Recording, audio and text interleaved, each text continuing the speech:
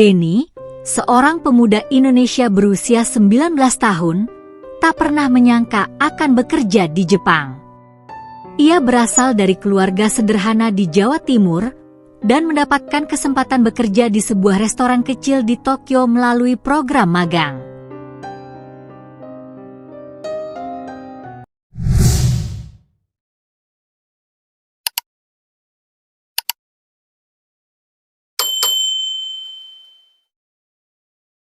Restoran itu dikelola oleh seorang wanita Jepang bernama Aiko, yang berusia awal 30-an, seorang janda tanpa anak yang mewarisi bisnis keluarga.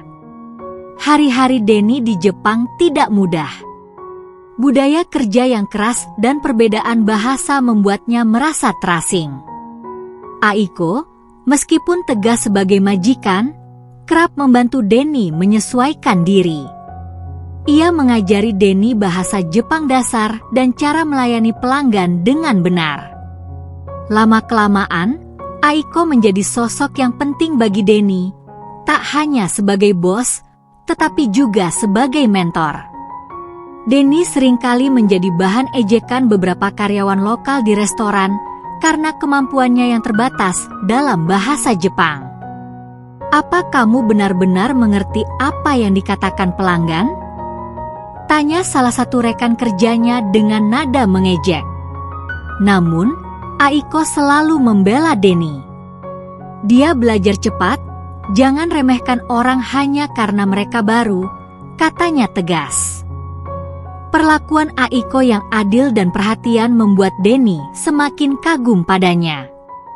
Suatu hari, restoran itu menghadapi masalah besar. Salah satu pemasok utama berhenti bekerja sama karena masalah logistik. Aiko hampir menyerah karena tidak ada pemasok lain yang tersedia.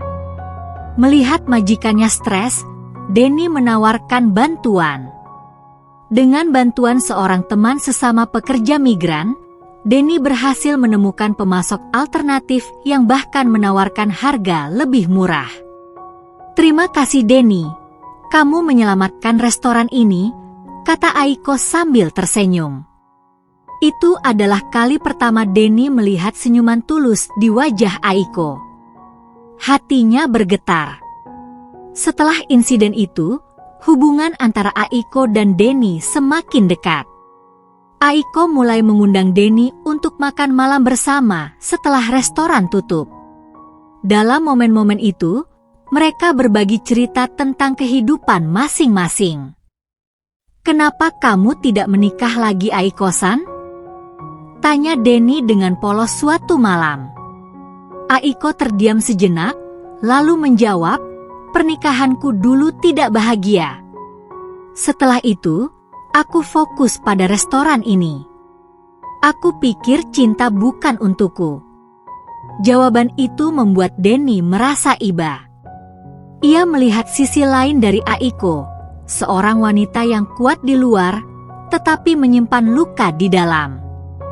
Suatu malam, setelah selesai membersihkan restoran, Aiko tiba-tiba membawa Denny ke taman kecil di dekat tempat kerja mereka. Dengan udara malam yang sejuk dan lampu-lampu kota yang berkelap-kelip, Aiko mulai berbicara. "Denny, aku belum pernah merasa sehangat ini dengan seseorang. Kamu membuat hari-hariku lebih ringan." Denny hanya bisa tersenyum, meski hatinya berdebar. Ia mulai menyadari bahwa perasaan yang ia pendam selama ini mungkin bukan sekadar rasa hormat kepada majikannya. Namun, ia ragu apakah pantas bagi seorang pemuda sepertinya untuk memendam perasaan itu.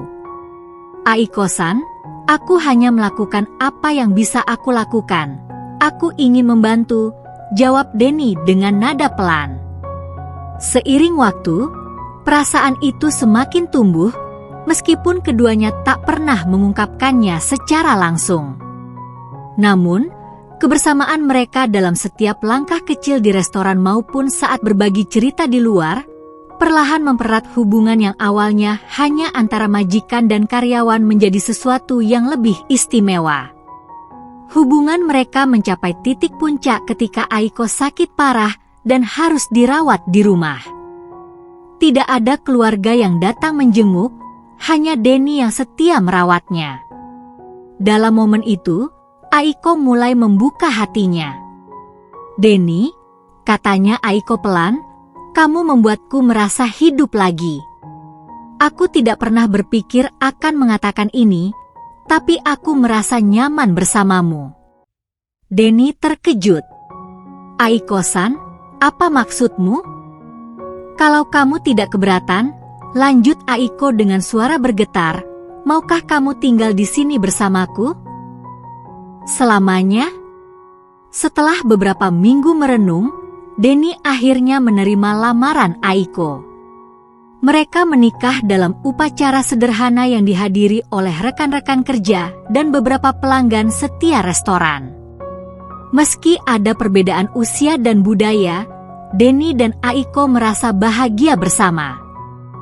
Pernikahan mereka menjadi buah bibir di lingkungan sekitar. Banyak yang meragukan hubungan itu akan bertahan, tetapi Denny dan Aiko membuktikan sebaliknya.